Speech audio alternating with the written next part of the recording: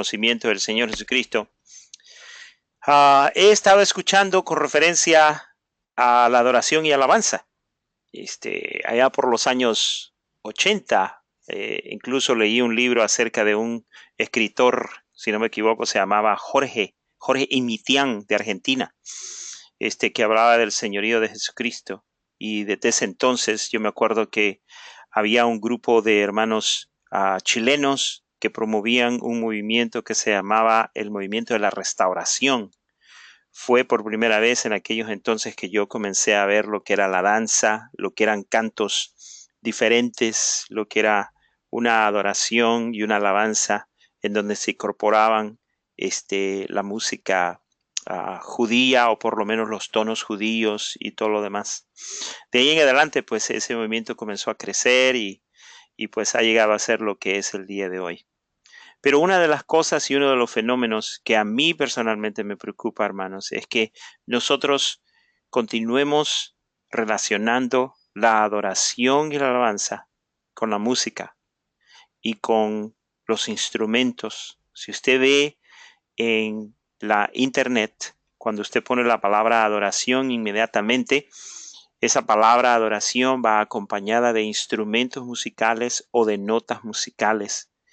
Y eso envía un mensaje bastante errado a lo que es la comunidad de la iglesia. Porque si usted estudia lo que son los vocablos, y lo vamos a estudiar el día de hoy con nuestro hermano Ariel, usted estudia lo que significa adoración, lo que significa alabanza.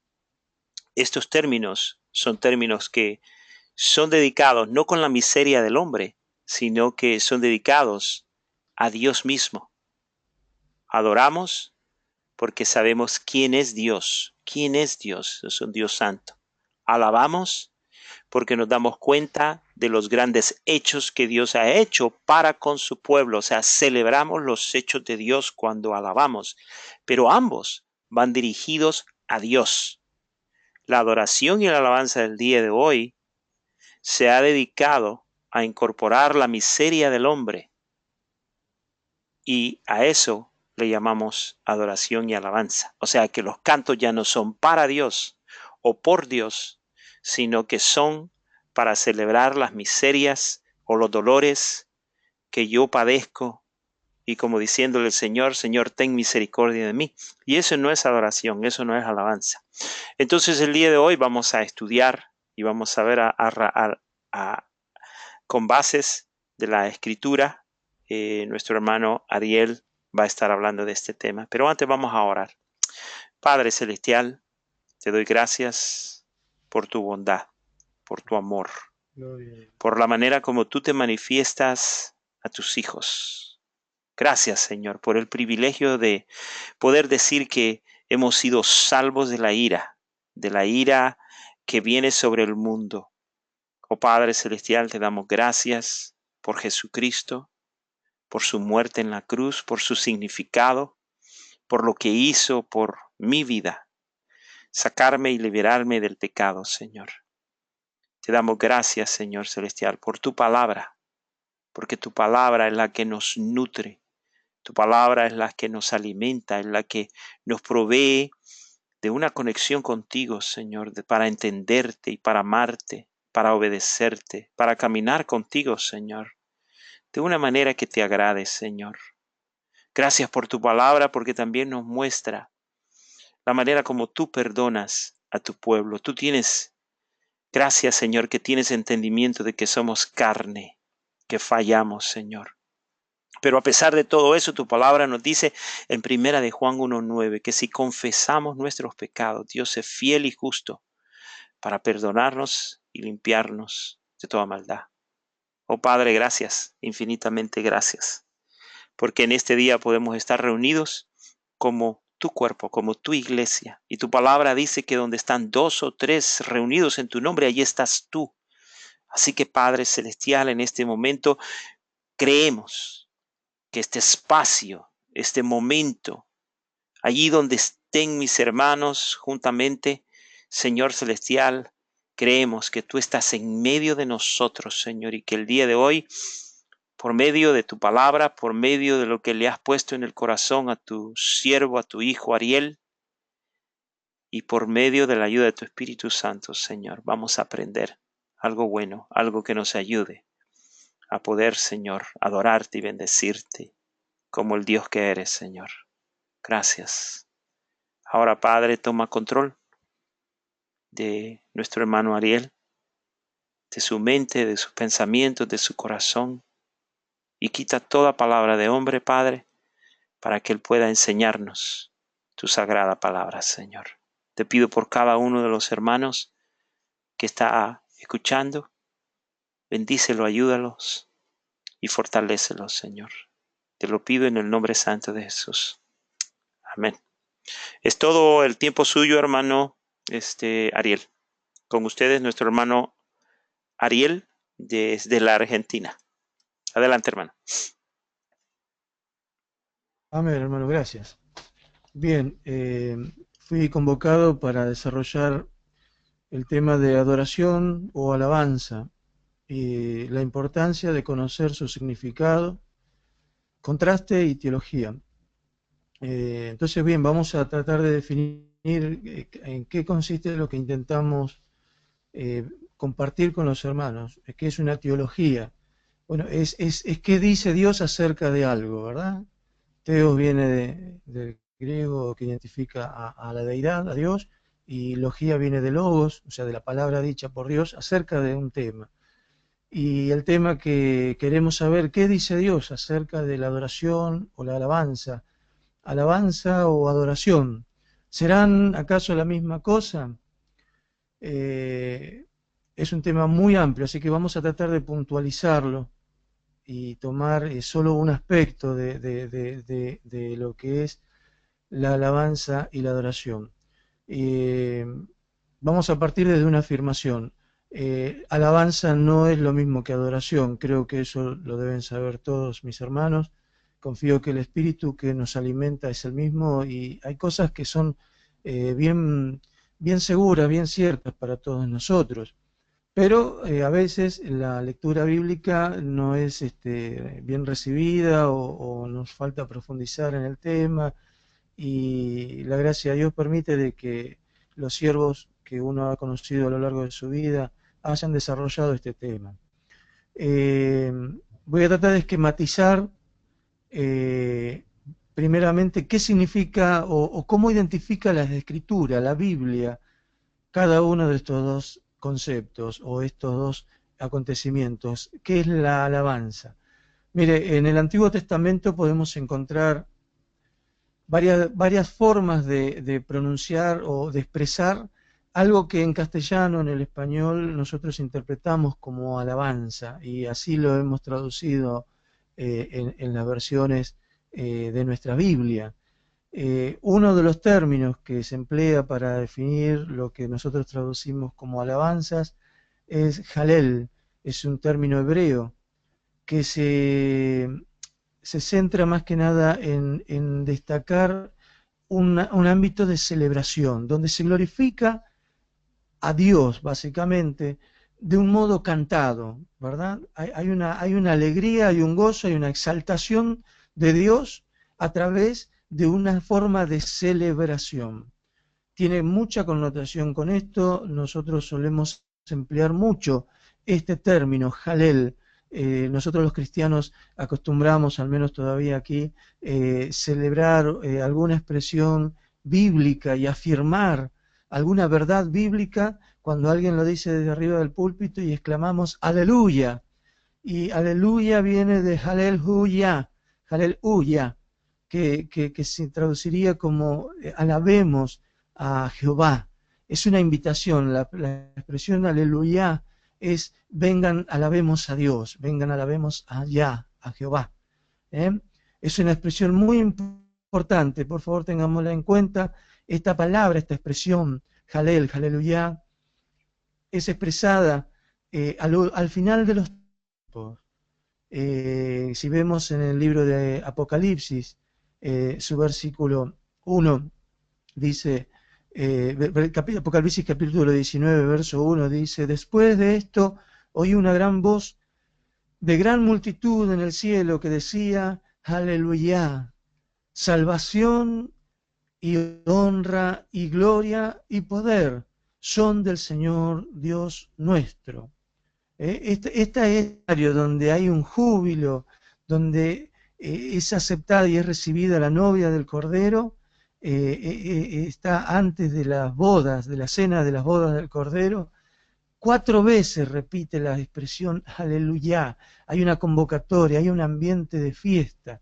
Así que imagínense que esto que acabamos de expresar, ¿no? Este halel que es tan antiguo en el idioma hebreo, lo vamos a estar diciendo en el final del ciclo de la historia que el Dios preparó para todos nosotros.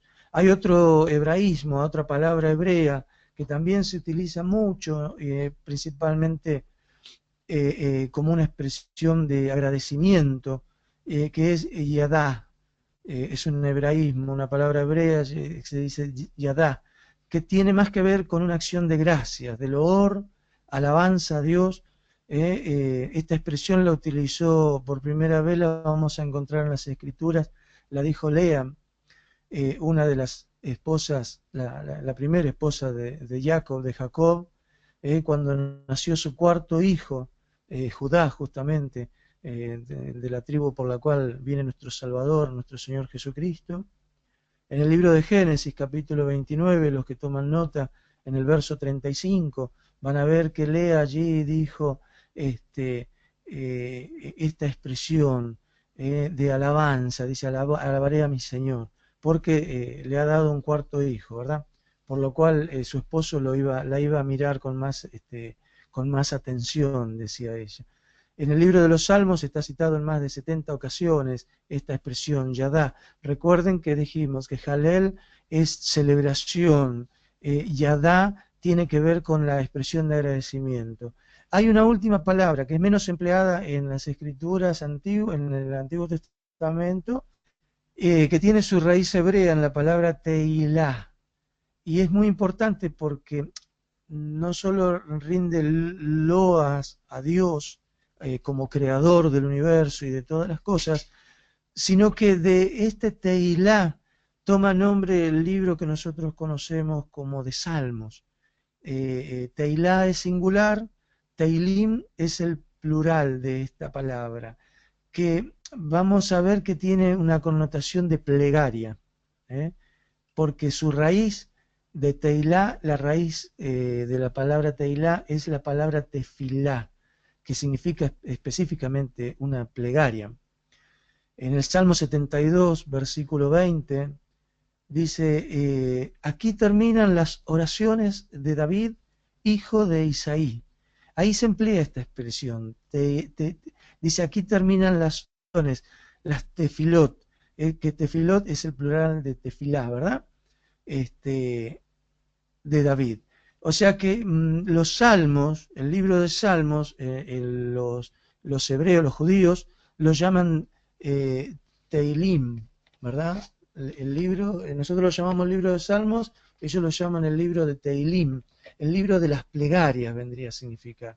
Así que vemos 3 palabras que definen, nosotros interpretamos muchas veces como alabanza, pero cada una de estas expresiones tiene una orientación específica. Sin embargo, la palabra más utilizada en el Antiguo Testamento para definir lo que es la adoración es Yahá. La expresión Yahá significa postrarse, bajarse, inclinarse. Si quieren alguno tomar nota, es la expresión utilizada como adoración en el primer libro del profeta Samuel, capítulo 15, verso 25. También lo emplea el profeta Jeremías, capítulo 7, verso 2. Bien, establecimos con certeza que alabanza no tiene el mismo significado que adoración. Así que vamos a hacer, primeramente vamos a tratar de desarrollar el concepto, la teología de la expresión alabanza. Le voy a pedir que por favor, hermanos, me acompañen. Vamos a hacer la lectura de la palabra inefable del Señor, el Salmo 100. Los que tengan su Biblia a la mano, por favor, trae bendición leer la palabra del Señor. El hermano lo publicó, lo puso en la pantalla del internet. Dice así el Salmo 100. Cantad alegres a Dios, habitantes de toda la tierra.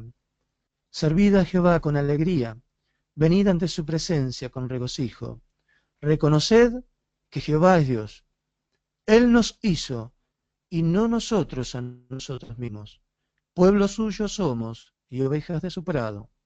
Entrad por sus puertas con acción de gracias, por sus atrios con alabanza.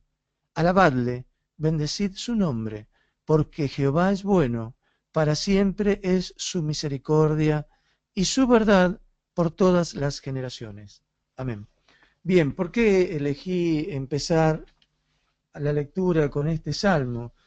Porque aquí justamente utiliza la expresión que dijimos al principio, la expresión Jalel,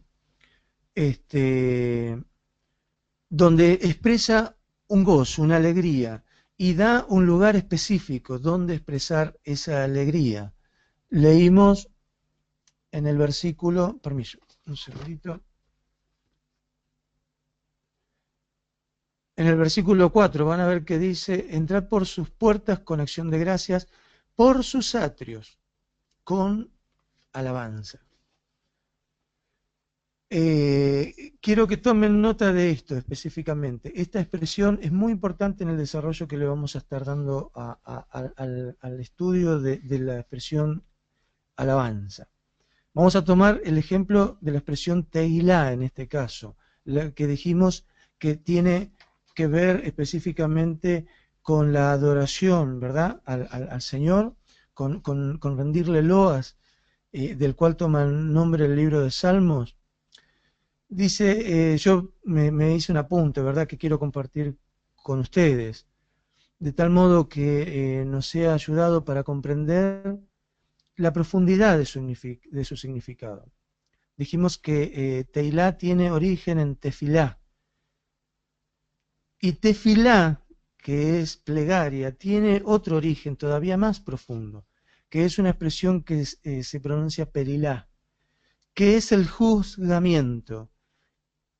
Esta palabra se ha unido con Palel y es la acción de orar. Estas dos palabras conformaron lo que nosotros sabemos que es la plegaria. La plegaria tiene una mancomunión de juzgarnos en la acción de orar. ¿Por qué les estoy contando esto, mi hermano?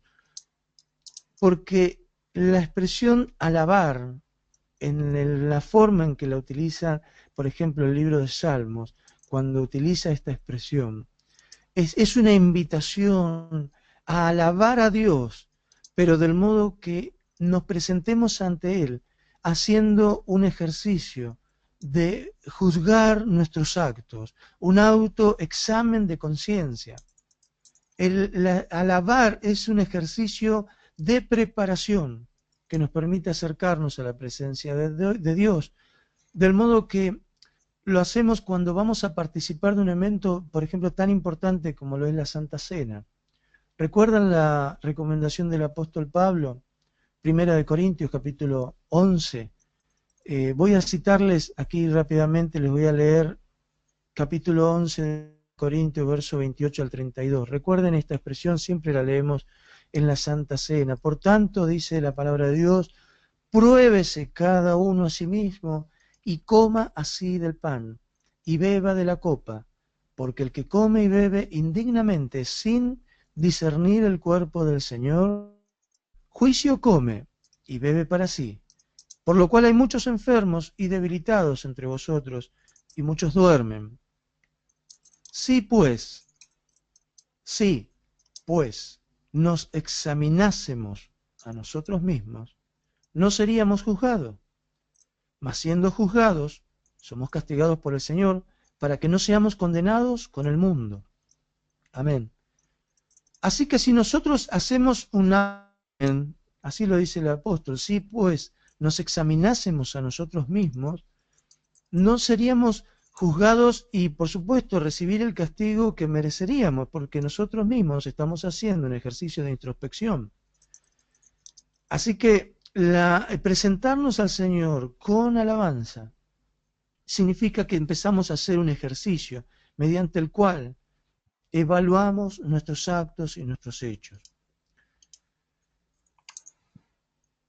No carece de importancia entender esto como un principio, como un enunciado, mis hermanos. ¿Por qué? Porque tanto la alabanza como la adoración, luego vamos a ver, son requisitos de índole espiritual en cuanto al culto que presentamos delante de Dios. Analicemos nuestras propias vidas y cómo deben ser presentadas al Altísimo.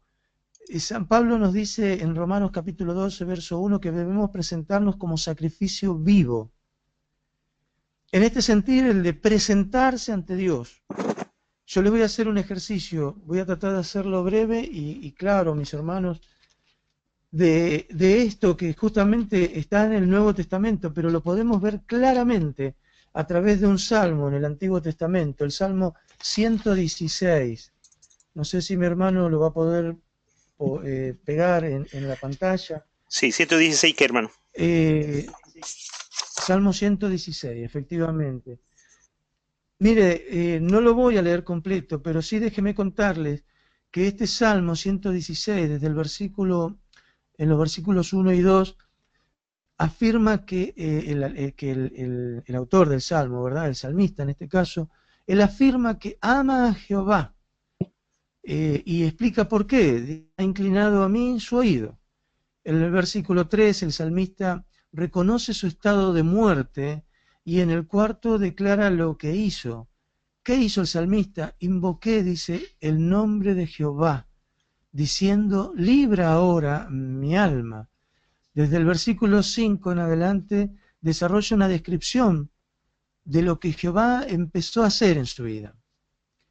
En el versículo 11 el salmista se reconoce mentiroso. Esto que estoy leyéndoles así es algo que nosotros debemos hacer, mi hermano, cada vez que presentamos nuestro culto delante de la presencia de Dios. No sé si me voy explicando. Afirmamos presentándonos delante del Señor, como nos enseñó nuestro Señor Jesucristo, al orar delante de Él. Primeramente reconocer su excelencia, su deidad, ¿verdad? Padre nuestro que estás en los cielos. Bueno, aquí el salmista está haciendo exactamente esta estructura. Primero reconoce a Dios como tal y lo ama porque ha escuchado su ruego. Invocó su nombre y describe se reconoce mentiroso, o sea, pecador, versículo 11. Luego se reconoce como siervo del Señor, ya en el versículo 16. Y aquí sí quiero compartirles el texto literalmente. Dice el versículo 17, te ofreceré sacrificio de alabanza e invocaré el nombre de Jehová. A Jehová pagaré ahora mis votos delante de todo el pueblo. En los atrios de la casa de Jehová, en medio de ti, oh Jerusalén. Aleluya. Esto vuelve a remarcar lo que leímos en el Salmo 100. Presenta una escena, presenta una geografía, donde el salmista alaba al Señor, presenta su alabanza, su sacrificio de alabanza. Nuevamente vemos que se menciona el atrio del templo. En aquel tiempo, digamos en el tiempo todavía del rey David, no estaba el templo, pero sí todavía estaba el tabernáculo. Y tanto el tabernáculo como el templo luego, tenían un plano, tenían una forma específica. Y esta forma tiene un sentido espiritual. Llamamos la atención acerca de la importancia de comprender la alabanza como un ámbito en el cual nosotros desarrollamos un ejercicio de examinarnos a nosotros mismos. También estamos viendo en dónde vamos a desarrollar este ejercicio de introspección, este ejercicio de reconocimiento delante del Señor. El lugar indicado para hacer esto, dijimos, a través de lo que leímos en la Escritura, es el atrio del templo. Ahora, ¿qué significado cobra el atrio en este contexto? Mire, mi hermano, sabemos que el primer y el segundo templo ya no existen, ¿verdad? El que construyó Salomón, también el que luego reedificó Herodes el Grande, no están más. Pero esa estructura tenía un esquema, un diagrama, tenía una forma de distribución que nosotros debemos interpretar del modo espiritual, mis hermanos. Básicamente el templo, como el tabernáculo antes, constó de tres áreas bien definidas: el atrio, el lugar santo y el lugar santísimo. En esas tres áreas básicamente se desarrollaba el culto al Dios Altísimo. En el atrio, que es el acceso por donde se ingresaba al templo, se encontraba el altar de sacrificio.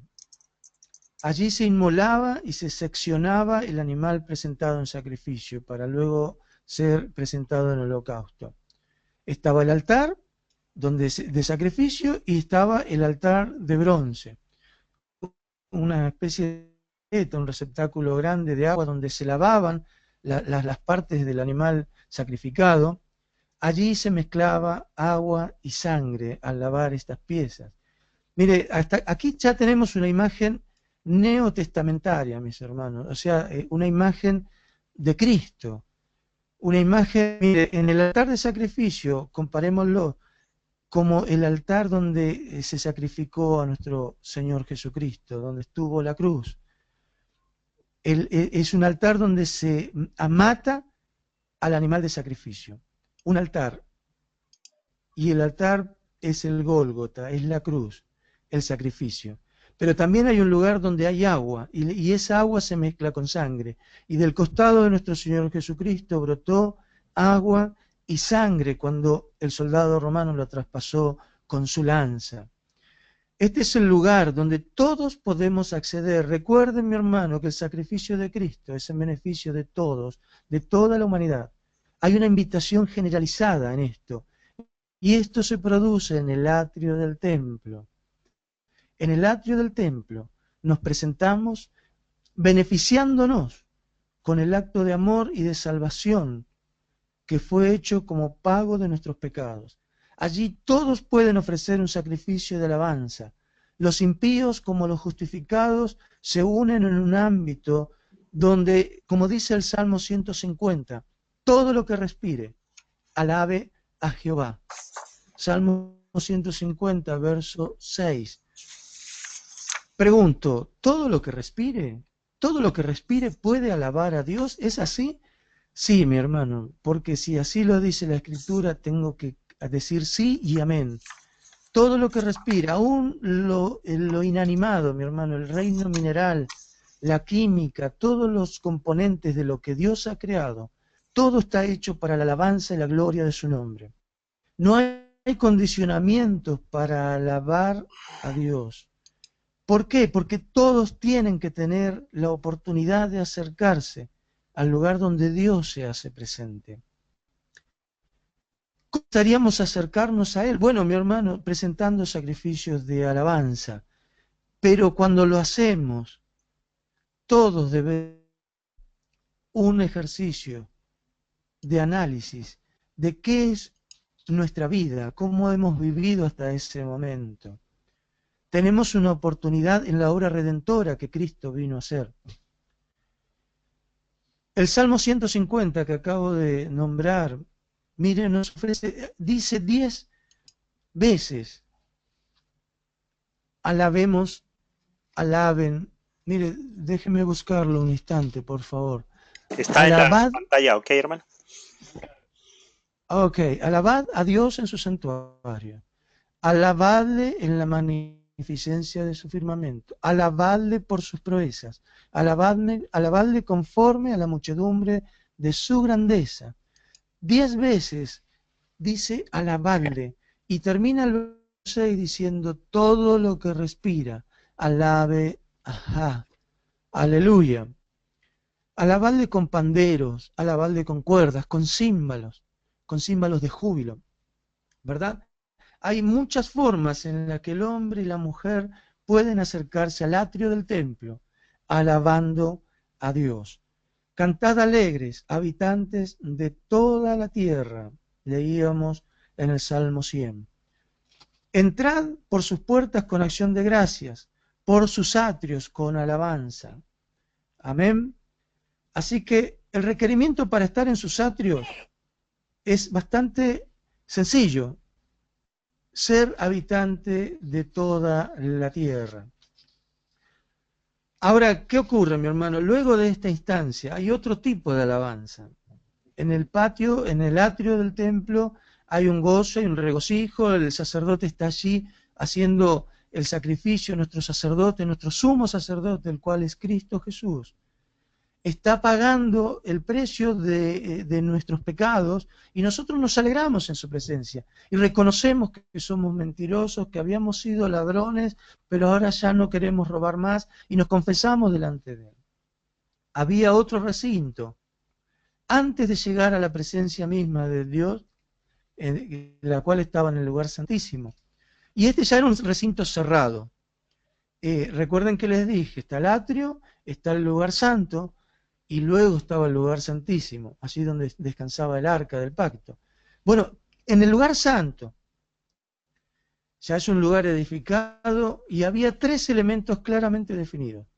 Cuando uno ingresaba, a la izquierda estaba el candelabro de 7 brazos, los judíos lo llaman la menorá.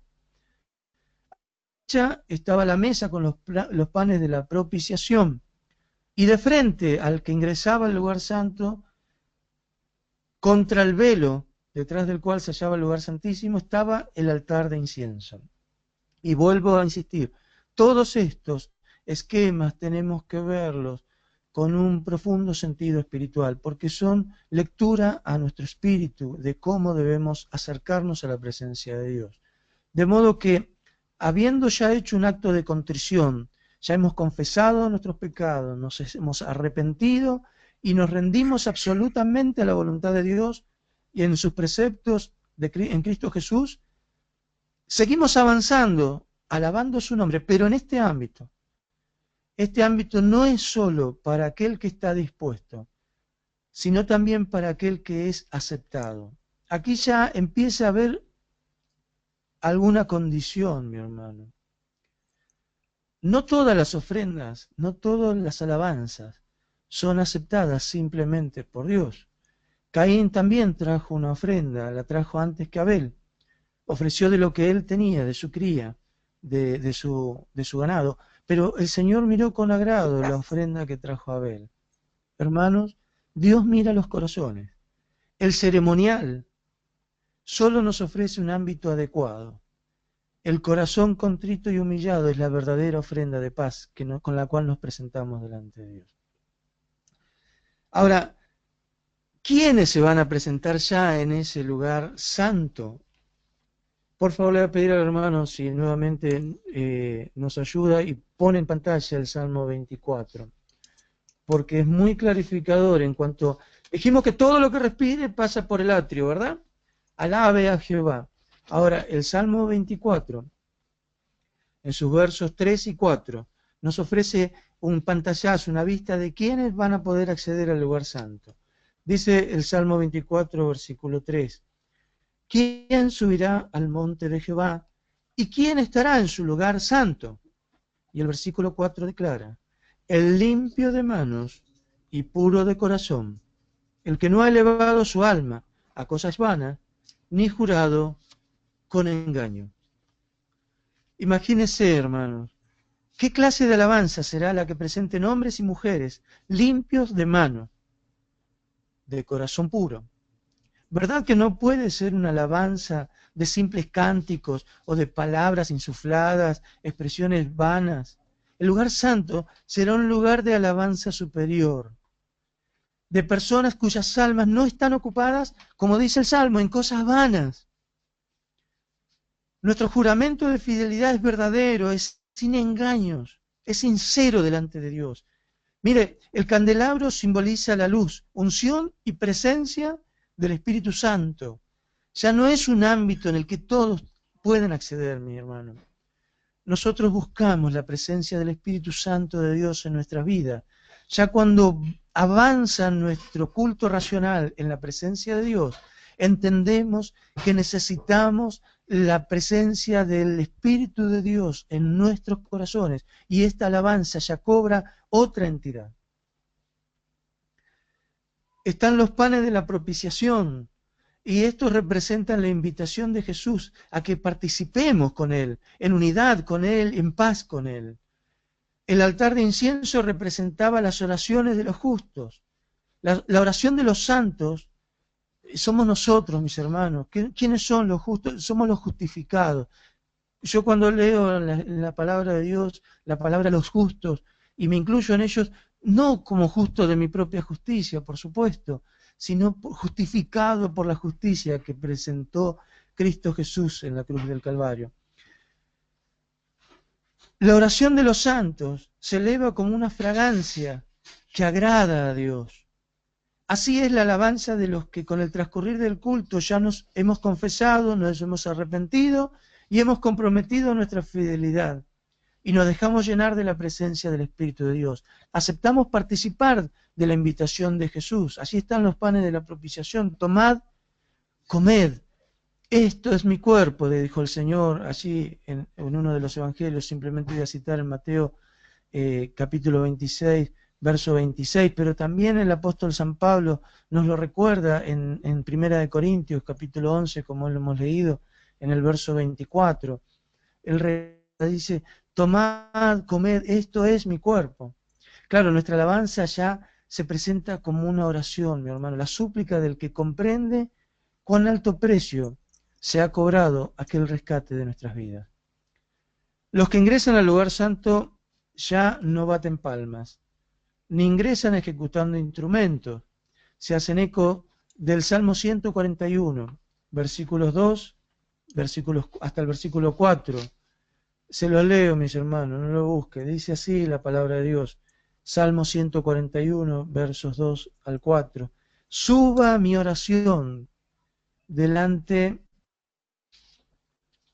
de ti, dice, como el incienso. Aquí vemos claramente uno de estos tres implementos que están en el lugar santo, el altar de incienso.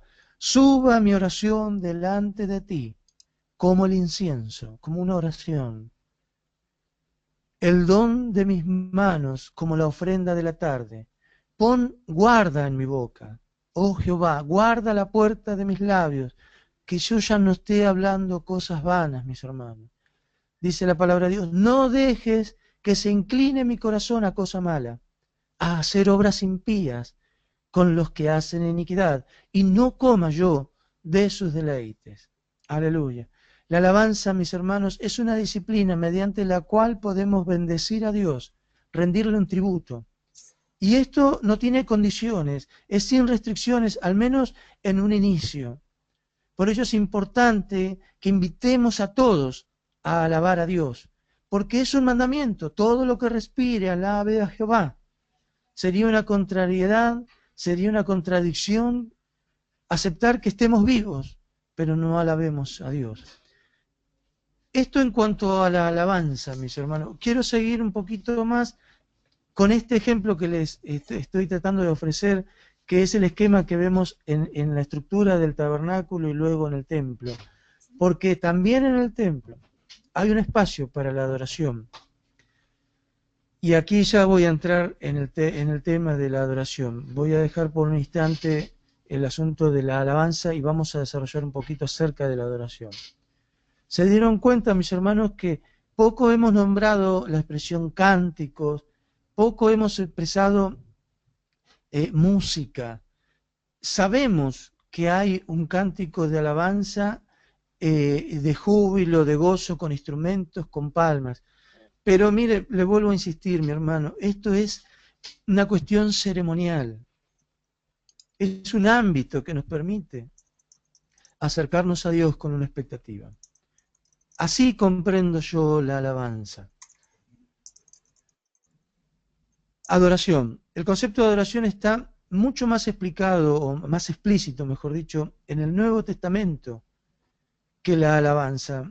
Exceptando las citas en los libros de Hebreos, capítulo 13, versículo 15, y Santiago, capítulo 5, verso 13, en el Nuevo Testamento no se enfatiza la alabanza, no pone mucho énfasis. Se cita así la expresión cánticos espirituales, por ejemplo, el apóstol San Pablo la cita en Colosenses 3:16. Pero desde el Evangelio de Mateo hasta el libro de Apocalipsis, la descripción, la necesidad y la obligación de adorar está más implícita a lo largo de todo su texto. Pone más desarrollo y hace más notorio el ejercicio de la adoración que de la alabanza en sí mismo. Debemos poner énfasis en cuanto al requerimiento que existe para ser un adorador, mi hermano, para entrar en la adoración a Dios. Tanto en el Antiguo Testamento como en el Nuevo, vimos que para alabar la única condición era respirar, ser habitante de la tierra. Mas esto no es así para adorar a Dios. El término utilizado en el Antiguo Testamento, que hemos traducido en las versiones de nuestras escrituras para la expresión adorar, es la traducción de la palabra hebrea histayabu, que significa prosternarse. Recuerden, cuando iniciamos el estudio, yo dije que la palabra utilizada para adoración en el Antiguo Testamento es Yahá. Histayabu tiene raíz en esta expresión, en Yahá. Significa humillarse, inclinarse. Podemos encontrarla en dos textos absolutamente descriptivos a los fines del desarrollo que estamos haciendo. Por favor, mi hermano, sí, Salmo 96, verso 9. Ya quedó claro el lugar de la alabanza y qué propósito tiene presentarnos ante Dios con alabanza. Pero ahora vamos a ver qué condición requiere presentarnos a Dios en adoración. Mire, dice el Salmo 96, versículo 9.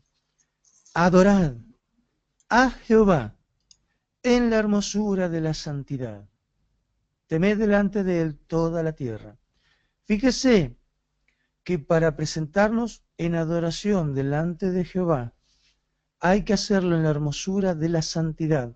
Adorad Histayabu a Jehová. Y me he buscado el libro de Teilim interlineal hebreo castellano, y los judíos tienen esta, no sé si es mala costumbre, pero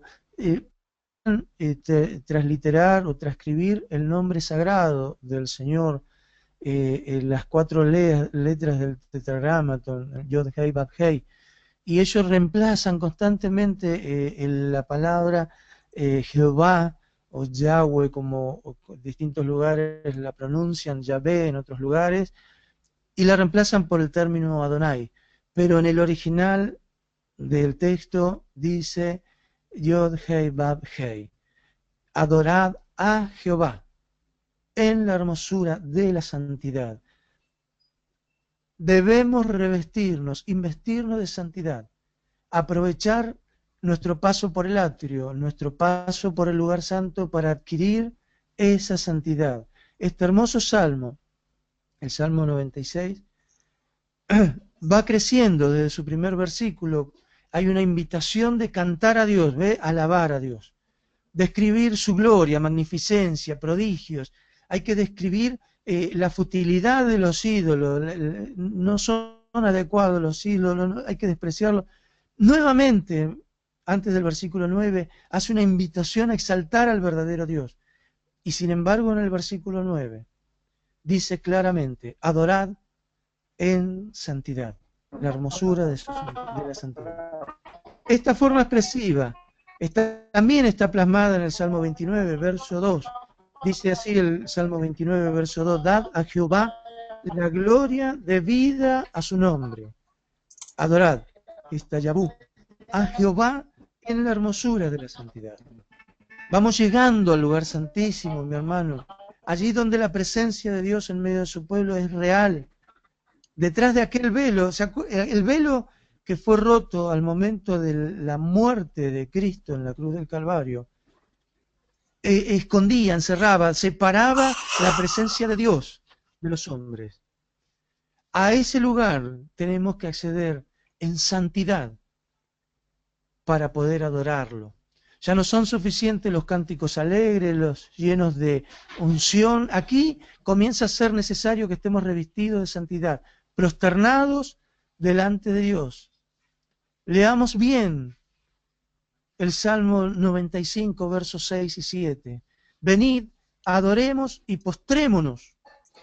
Arrodillémonos delante de Jehová nuestro Hacedor, porque Él es nuestro Dios. Nosotros, el pueblo de su prado y ovejas de su mano, si oyereis hoy su voz.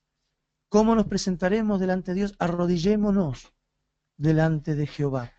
Adoremos y postrémonos. Adorémonos y postrémonos a una, mis queridos hermanos. De modo que ya no basta con rendirnos ante Él. También es necesario que vivamos apartados del mundo para su servicio, para exaltar su nombre, para glorificarle por lo que Él es, para ser sacerdotes de Él, como indica el apóstol Pedro. Mas vosotros sois linaje escogido, real sacerdocio, nación santa,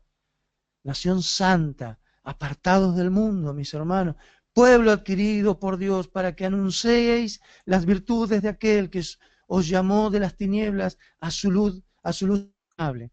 Primera de Pedro, capítulo 2, verso 9. Ya en el Nuevo Testamento, mis hermanos, el término griego que reemplaza al hebreo histayabú, en el texto griego del Nuevo Testamento se utiliza la expresión proskuneo. El Señor Jesucristo impone algo más a los requerimientos de santidad. Amar a Dios sobre todas las cosas, de un modo ilimitado. En su encuentro con la mujer samaritana deja claro el cómo. Ya vimos el dónde, los requerimientos y el cómo. Dice nuestro Señor Jesucristo, cuando se encuentra con la mujer samaritana, debemos adorarlo en espíritu y en verdad. Proskuneo es el máximo nivel de adoración que un ser humano puede presentar. Y debería hacerlo solo y únicamente a Dios nuestro Señor. Porque nadie más es digno de semejante tipo de adoración. Es prosternarse en su presencia, rendirse total y absolutamente. Esto significa prosternarse. En toda su naturaleza, nosotros, en toda nuestra naturaleza, espíritu, alma y cuerpo, le debemos otorgar total señorío y reconocimiento a su deidad y aceptar que existe por sí mismo. Él es el creador de todas las cosas. Esto significa que no puedo adorar a Dios en cualquier momento. Es necesario que para presentarme y postrarme delante de Él, lo haga sin pecado. Luego de estar enemistado, por ejemplo, con mis hermanos, amigos o familiares, es poco probable que mi intento de adorar a Dios sea aceptado. Adorar es encontrarnos en el lugar santísimo, en el templo, en la parte más sagrada del templo, dentro de Cristo Jesús, mis hermanos. El templo era una representación de lo que Cristo es para nosotros. Es Emmanuel, es Dios con nosotros, es donde el Señor puso su lugar de habitar. Tengamos en cuenta que la adoración no admite arrepentimiento. No es este el momento de pedir perdón.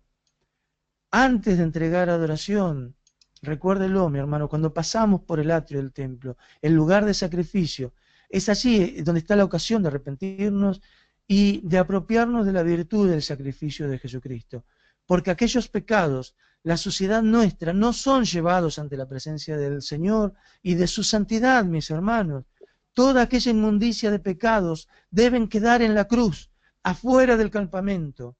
El Gólgota era el lugar de desperdicios y el sacrificio no fue llevado a cabo en el interior del templo de Jerusalén, mi hermano, sino en el basural de Jerusalén, afuera del campamento. Allí llevamos nosotros nuestro pecado y los dejamos. Y los dejamos para poder ir a la presencia de Dios ya sin pecados. No lo haremos con las manos vacías, sino que, mi hermano, tratemos de ir a la presencia de Dios, como lo hicieron, a adorarlo como lo hicieron los magos de Oriente. ¿Recuerda? Trajeron oro, incienso y mirra. El oro representa la santidad. El incienso, la oración, la plegaria del culto racional. Y la mirra, el entendimiento del dolor de nuestro Señor Jesucristo, el precio que Él pagó en la cruz del Calvario. De ese modo llevaremos manos limpias con oro, incienso y mirra, alzadas en santidad por la adoración, caímos a sus pies. Solo así podremos dirigirnos para adorar, como lo dijo el Señor a la mujer samaritana. Mas la hora viene, y ahora es cuando los verdaderos adoradores adorarán al Padre en espíritu y en verdad, porque también el Padre tales adoradores busca que le adoren. Esto está en el Evangelio según San Juan, capítulo 4, verso 23. No adoramos tan solo en espíritu, sino también en verdad. ¿Qué significado tiene esto?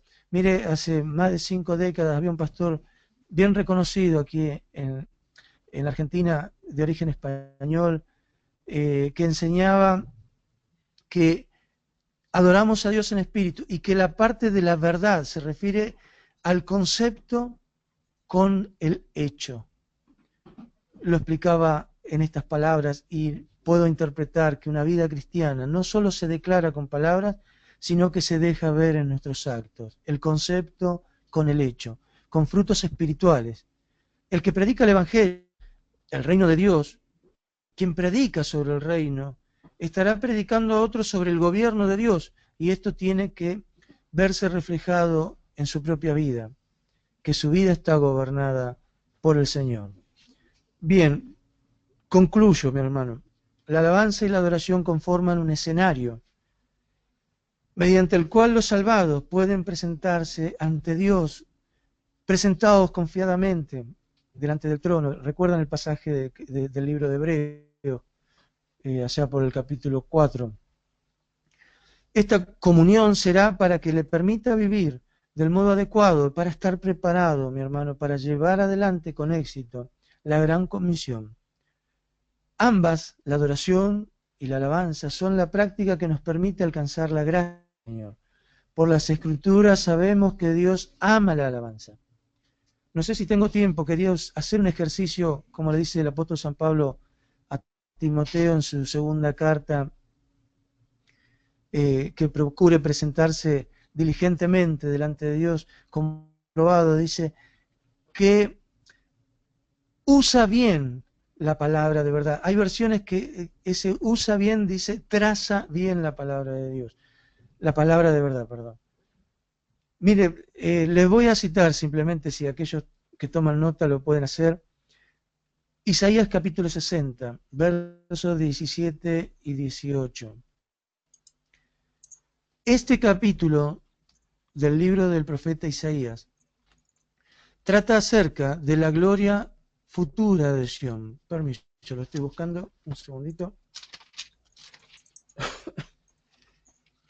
Todo el pasaje es hermoso, pero permítanme que le cite el verso 17 y el verso 18. Recuerde que estoy haciendo mención de lo que Dios dice que va a hacer en Sion. Verso 17 dice, en vez de bronce traeré oro, y por hierro plata, y por madera bronce, y en lugar de piedra hierro, y pondré paz por tu tributo y justicia por tus opresores. Nunca más se oirá en tu tierra violencia, destrucción, ni quebrantamiento en tu territorio, sino, escuche con atención, mi hermano, que a tus muros llamarás salvación y a tus puertas alabanza. Alabanza. Aquí voy a pasar al Salmo 87, versos 1 y 2. Salmo 87.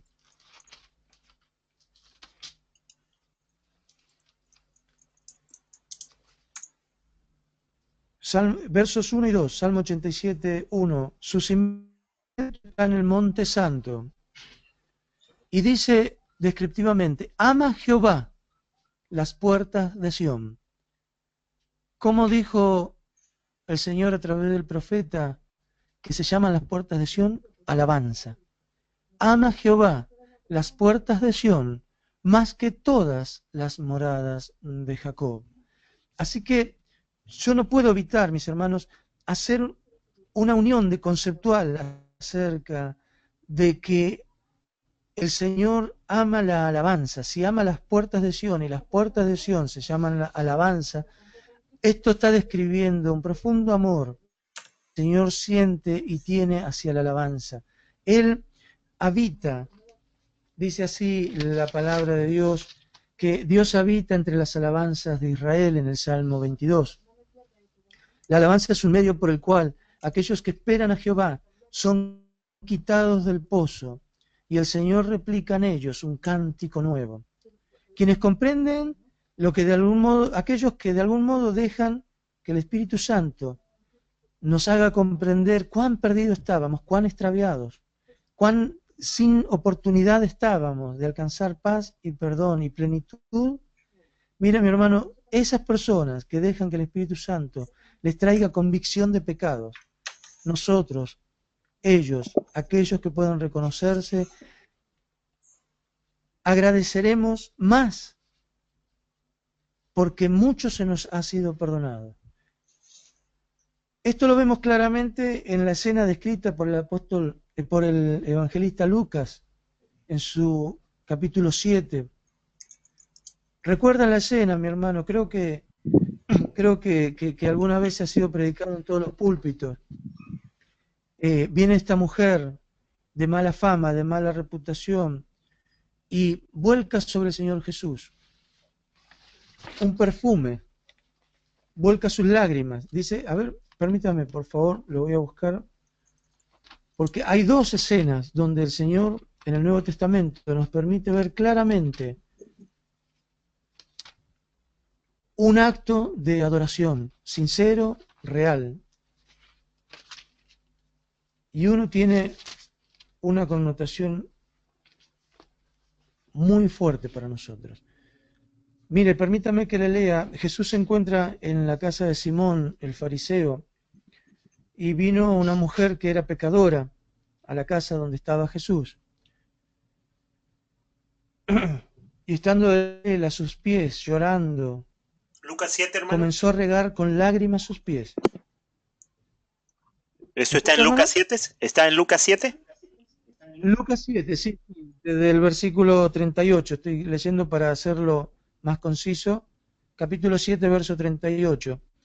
Describe la actitud de esta mujer pecadora que vino y entró a la casa de Simón, el fariseo, donde se encontraba Jesús. Dice que estando detrás de él a sus pies llorando, comenzó a regar con lágrimas sus pies y los enjugaba con sus cabellos y besaba sus pies y los ungía con el perfume.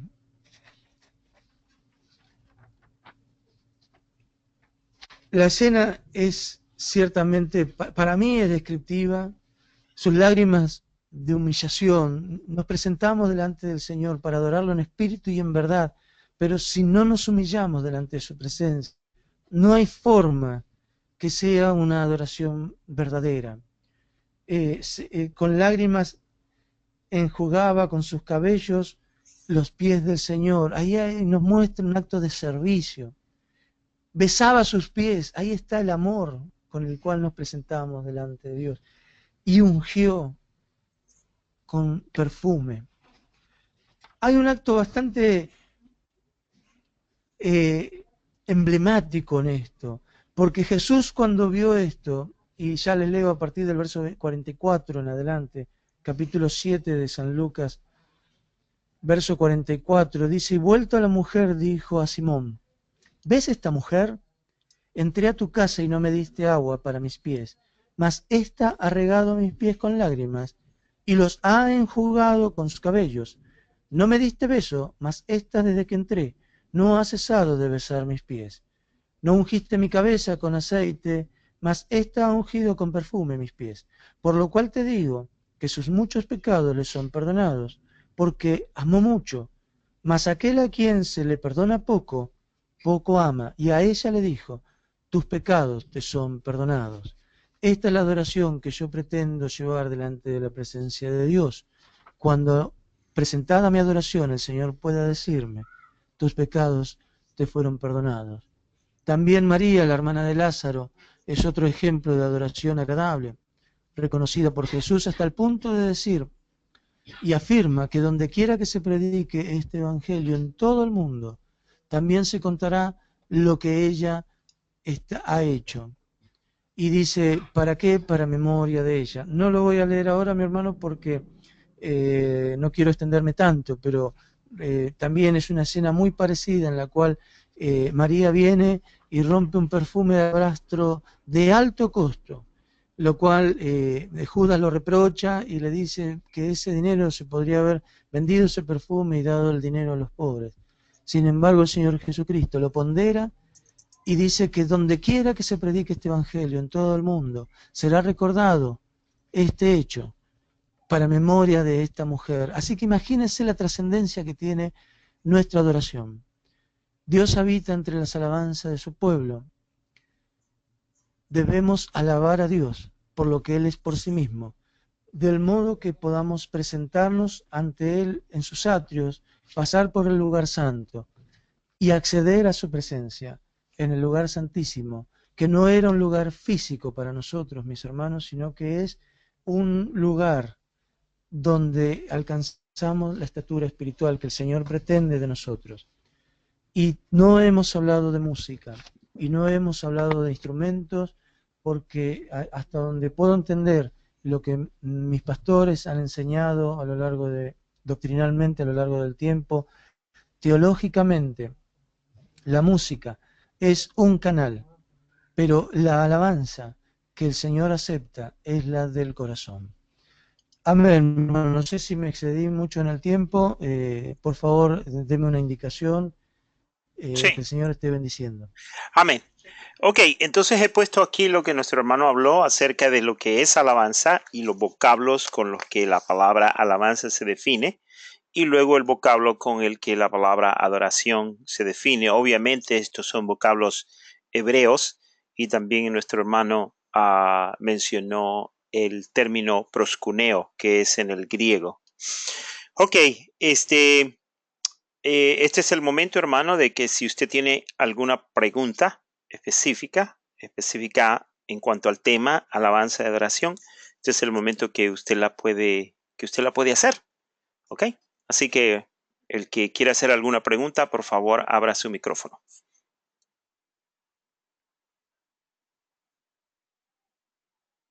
Y hacer Ramón, Sí, hermano. me hubiera gustado que hubiera citado el Salmo 148, el que le puse en el otro lado, hermano, porque ahí nos enseña todo lo que alaba a Dios, toda la creación,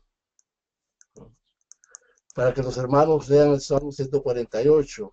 Ok, lo que podemos hacer es que podemos escribirlo acá para que lo usen como una cita. Claro, Acuérdense, como el hermano decía al principio, este tema es bastante extenso, y lo que estamos haciendo es amén. darles solamente simplemente una introducción a todo lo que podríamos estudiar acerca del tema. Pero sí, ahí se los acabo de escribir, Salmo 148, para que puedan leerlo todo y puedan hacer un poquito más. Pero en cuanto, hermanos, a la esencia de lo que es la alabanza y la adoración, ¿qué es lo que entienden ustedes qué es alabanza y qué es lo que entendieron ustedes que es adoración? A ver, alguien si tiene esa pregunta, ah,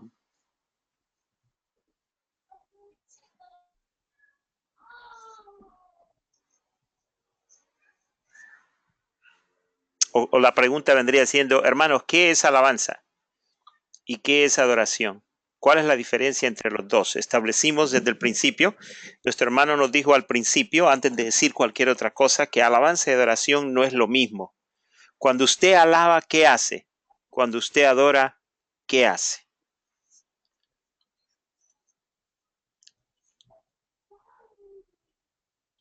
Uno por uno, hermanos. que el tiempo apremia. Hermano, buenas noches. Sí, hermana. Yo estaba escuchando toda la parte que fue la que me dejó escuchar la bodega, porque la segunda parte no la pude escuchar bien, pero la primera parte de lo que es todo lo que tiene que ver con alabanza, no adoración. Ok. Como lo explica el hermano claramente, es el atrio donde se hacía todos los sacrificios y todo eso.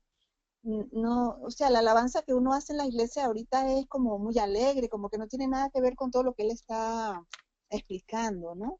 O sea, que eso no está bien como se está haciendo, O sea, que porque él explicó como un ritual, no una alabanza como la que uno hace y canta y alaba al Señor, sino un ritual donde se sacrificaba algo, donde se hacía prácticamente todo lo que Jesucristo hizo por nosotros.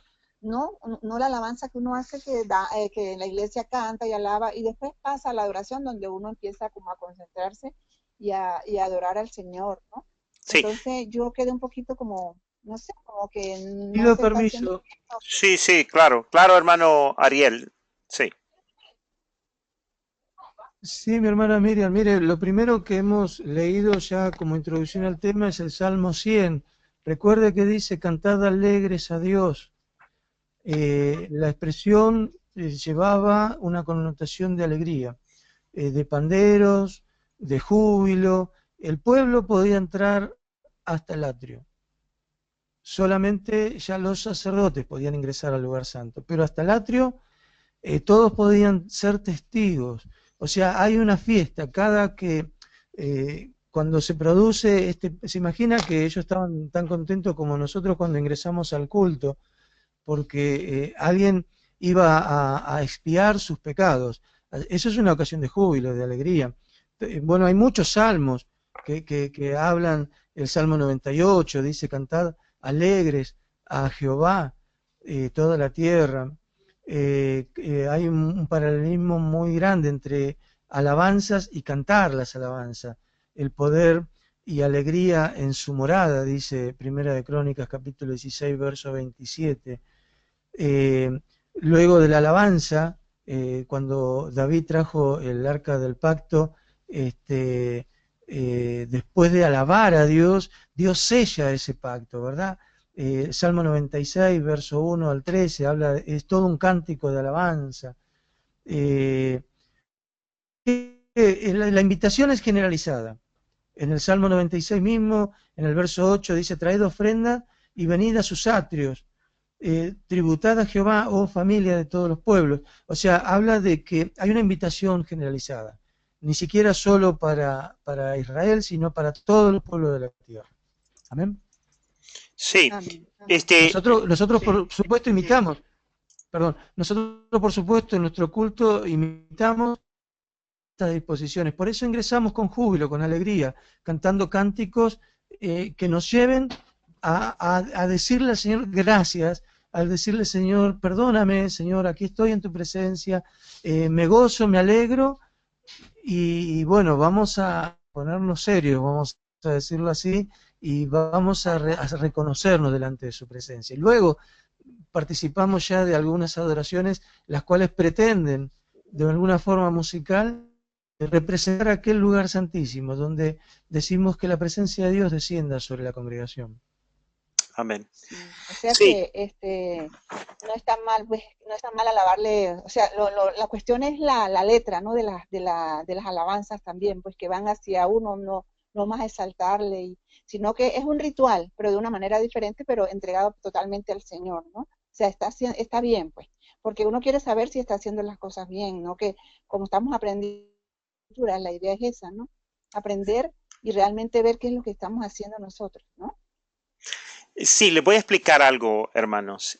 Mire, por ejemplo, nuestro hermano, Ariel, hizo un excelente trabajo en presentarnos una figura del Antiguo Testamento, una forma como el pueblo de Dios comenzó a adorar a Dios, que incluso lo he puesto aquí en el texto que tengo aquí en la pantalla, donde habla en el capítulo 8 de Hebreos, del verso 1 en adelante, donde él está haciendo un contraste de el mediador de un nuevo pacto y se hace mención incluso del tabernáculo. Si ustedes lo ven en el verso 2, dice ministro del santuario y de aquel verdadero tabernáculo que levantó el Señor y no el hombre. En otras palabras, que lo que el hermano hizo al presentar el tabernáculo fue presentar una verdad que para muchos es oscura, pero que la misma palabra de Dios nos está diciendo de que era una especie de sombra para lo que tendría que venir. Entonces, al entender el tabernáculo del Antiguo Testamento, entendemos todo lo que ocurrió con el sacrificio de Jesucristo en la cruz del Calvario. Bueno, por este momento nuestra hermana no creo que está poniendo atención, pero espero que todos me estén entendiendo lo que estoy diciendo. Ahora, la hermana hizo mención acerca de una palabra, la palabra ritual. La iglesia emergente nos acusa a nosotros, los evangélicos, de tener un cristianismo basado en rituales que no cambian. Pues yo le voy a decir una cosa, hermanos, la adoración y la alabanza de Dios no es un ritual. La adoración y la alabanza a Dios es vida. Solamente una persona que ha nacido de nuevo, que ha sido transformada, que tiene el Espíritu de Dios, verdaderamente puede adorar a Dios. Y eso no es un ritual, eso es vida. Amén. Por eso, hermano, es que cuando nosotros hablemos de rituales, estamos hablando de costumbres que nosotros tenemos y con las que nosotros pensamos que podemos entrar a la presencia de Dios. Y eso no es la adoración. La adoración no puede llevarse a cabo a no ser que usted tenga una relación con ese Dios. Es más, le voy a decir una cosa, que una adoración que no transforma, que no cambia, no es adoración, es simplemente canto. Eso en sí verdaderamente es un ritual. Venimos, salimos de nuestra casa, nos levantamos en la mañana, vamos tarde a la casa, nos subimos al autobús o al carro, nos vamos caminando, llegamos medio aburridos porque no nos tomamos un café, entramos por las puertas del templo, nos sentamos, comenzamos a pensar, bueno, vamos a ver qué es lo que va a decir el pastor. Estamos esperando a que el que va a dirigir la alabanza sea un poco entusiasta en que los que van a tocar los instrumentos canten bien y no se vayan a equivocar para que nos animen, y media vez comenzamos a tocar aquellos cantos que bum, bum, bum, bum, bum, y esto y lo otro, y aquí para allá, y entre medio que bailamos, danzamos, lo que sea, y hacemos un montón de cosas, comenzamos a entrar en calor y comenzamos a sentir lo que nosotros llamamos la presencia de Dios. No, hermanos, la palabra de Dios dice, entrad por las puertas de sus atrios con acción de gracia. En otras palabras, que ya de antemano que nosotros estemos en la presencia de Dios o que estemos en la comunión con nuestros hermanos, venimos gozosos, venimos llenos de Dios a adorar con nuestros hermanos. Eso habla de vida. Eso habla, hermanos, de que no tenemos que esperar a un instrumento musical para comenzar a adorar, sino que dentro de nosotros, ya en la comunión con el Espíritu de Dios, con nuestro Dios, ya esa adoración existe en nosotros, que nos hace reconocer cuáles son nuestros malos caminos, como nuestro hermano decía, cuáles son nuestros pecados, que nos hace recordar, hermanos, que de qué me sirve adorar a un Dios que no he visto cuando no me he puesto en acorde o en acuerdo, no me he puesto bien con aquellos que yo sí puedo ver. O sea, hermanos, estamos hablando de un tema, hermano, que transforma la vida. Es un tema, hermano, que cuando hablamos de adorar, estamos hablando de tener una relación profunda con Dios. No estamos hablando de cantar. No estamos hablando, hermano, de que vamos a agarrar y hacer una lista. Yo he dirigido, bueno, por casi toda mi vida he dirigido cultos y lo primero que me enseñaron es hacer un papelito y poner, ok, ¿cuál canto vamos a cantar hoy? El número 1, el número 5, y luego vamos a leer el cómo se llama el himno tal y luego vamos a decirle a la gente que se hinque y vamos a decirle que levanten las manos, y luego de eso vamos a terminar con uno de alabanza para que la gente se vaya contenta a la casa. Eso no es adorar, hermano. Eso no es adorar. Eso se llama un ritual. Eso es un ritual. Y los rituales no cambian, no transforman. Pero eso es lo que normalmente. Claro, eso es lo que normalmente nos han enseñado, hermano. Los rituales no cambian, los rituales no transforman. Los rituales lo más que pueden llegar a hacernos es a tener conciencia de lo que estamos haciendo. Va dedicado a Dios, nos da conciencia de algo. Pero la adoración, hermano, la adoración es como le decía el hermano en uno de los salmos, es reconocer de que Él es Dios. La adoración es para Dios. Es reconocer de que Él es Dios, el creador, y que nosotros somos sus criaturas. Eso nace de de uno que ha nacido de nuevo, decir, Señor, yo reconozco que yo soy una criatura. ¿Quién como tú, Señor? Eso es adoración. Y alabanza viene del hecho, hermano, de entender y saber cómo Dios nos protege, cómo Dios nos bendice y todas las cosas que Dios ha hecho hasta el día de hoy. Y por eso nosotros venimos en celebración y cantamos y brincamos y, hermano, danzamos delante de la presencia de Dios porque entendemos con todo nuestro ser, con nuestra mente, con nuestras manos, con nuestros pies, con nuestros cuerpos. Todo eso involucra una alabanza delante de Dios, de ver lo grandioso y cómo Dios nos ama y nos protege. Ahora, alguien hacía la pregunta el otro día y si no me equivoco fue nuestro hermano Eduardo Arrieta. ¿Qué tiene de malo un canto como levanto mis manos, aunque no tenga fuerzas? Levanto mis manos, aunque tenga 1000 problemas. Cuando levanto mis manos, comienzo a sentir. ¿Sabe qué es la diferencia entre adoración y ese canto? Y que ese canto se concentra en la miseria del hombre y no en Dios. Esa es la diferencia.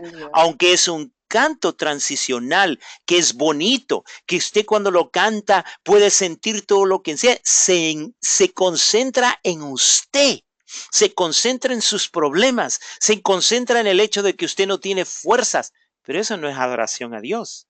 La adoración a Dios se concentra a Dios. La alabanza a Dios es por lo que Dios ha hecho. El canto transicional nos hace creer que Dios se va a mover porque venimos en canto a Él mostrándole nuestras miserias y no su grandeza. Es más, yo le digo una cosa, hermano. Entre usted más se siente lástima por usted mismo, menos cambia. Pero entre más usted ve la santidad de Dios, hace como el profeta y dice, soy hombre muerto porque soy hombre pecador. En eso consiste la adoración. En eso consiste. Consiste en que Dios nos llama a que seamos adoradores en espíritu y en verdad, porque solamente allí vamos a encontrar verdaderamente un cambio, una transformación. Si la adoración que tú en este momento le cantas a Dios no te transforma, sino que solamente te hace llorar, te hace como comúnmente ahora, el día de hoy, estaba escuchando un canto de un artista, no voy a nombrar el nombre, pero dice, quiero ser amante de tu amor. Amante de tu amor. La palabra amante quiere decir enamorarse de alguien de una manera física. O sea, la Biblia no nos dice que tenemos que enamorarnos de Cristo, debemos de amarlo, dos cosas totalmente diferentes. Pero estamos tan metidos, hermanos, en la música moderna que tiene tanta terminología que no tiene nada que ver con la adoración a nuestro Dios. Entonces, hermano Ariel, yo personalmente he sido muy tocado por su enseñanza. Ha sido bella, ha sido linda. Usted me dio más de lo que yo estaba esperando. Y me da gusto, hermano, que sus palabras enfoquen su enseñanza en ese Dios hermoso, en ese Salvador nuestro, porque verdaderamente Él merece toda la adoración y toda nuestra alabanza. Lo demás son cantos. Lo demás, hermanos, tiende a ser cantos buenos. No voy a decir que no son cantos malos, pero son cantos buenos, pero no dejan de ser, hermanos, eh, ¿cómo le podría decir? Mire, se lo voy a explicar de esta manera. Yo soy salvadoreño, ustedes saben, muchos de ustedes que soy salvadoreño. Yo crecí en un pueblito donde nosotros criábamos las gallinas, los pollitos desde chiquitos, y cuando ya estaba grande lo comíamos, obviamente, los hacíamos engordar, crecer y luego lo comíamos. Entonces yo siempre me daba cuenta, cuando yo estaba pequeño, que hay ocasiones en que las gallinas, porque tienen alas, creen que pueden volar. Y agarran una carrera y comienzan y aunque las gallinas se levanten, aunque las gallinas se levanten un poquito, no vuelan. Hacen un montón de ruido, levantan el polvo, levantan una infinidad de cosas, pero no pueden volar. No pueden. Ahora, eso es lo que muchos de nosotros hacemos en nuestra adoración. Hacemos un gran ruido, movemos las alas, porque creemos que de esa manera vamos a volar. Ahora observe usted ¿cómo se llama? ¿Cómo se llama el higo? ¿Cómo se dice en español? El higo. Águila. El águila. El águila. Águila. El águila. Usted observe el águila. El águila, antes de comenzar a volar, camina sobre el pasto y luego espera que vengan las diferentes olas de viento y comienza a subir y a circular, y entre él va volando, va buscando el viento y sigue subiendo y subiendo y subiendo y llega a las alturas mucho más altas que cualquier otra ave puede llegar. No es como la gallina. La gallina hace ruido, pero el águila busca el lugar correcto y la manera correcta para poder elevarse. Y eso es lo que ocurre con nosotros, hermanos. Es que, aunque nosotros muchas veces le oímos a los rituales son los que más nos atraen. La adoración, hermano, no es un acto, es vida. Es vida. Usted, si tiene el Espíritu de Dios, es un adorador. Y por ende, hermanos, no va a buscar ruidos, no va a buscar metodología. Por ejemplo, a nosotros se nos enseñan formas. Se nos dice, así es como se adora, tírese al suelo, está adorando. Levante las manos, está adorando. Hínquese, está adorando. Esas son formas, hermanos. La adoración es más bien que una forma, más que una forma, la adoración es una actitud de su vida, de su relación con Dios. Es un fruto de tener una relación con Dios y de haber nacido de nuevo. Usted va a la iglesia, que mucha gente no quieren hacer nada por adorar a Dios. Nada. No quieren ponerse de pie, no quieren aplaudir, no quieren cantar. Y solamente están viendo. ¿Y sabe por qué? No es porque no se sepan los cantos.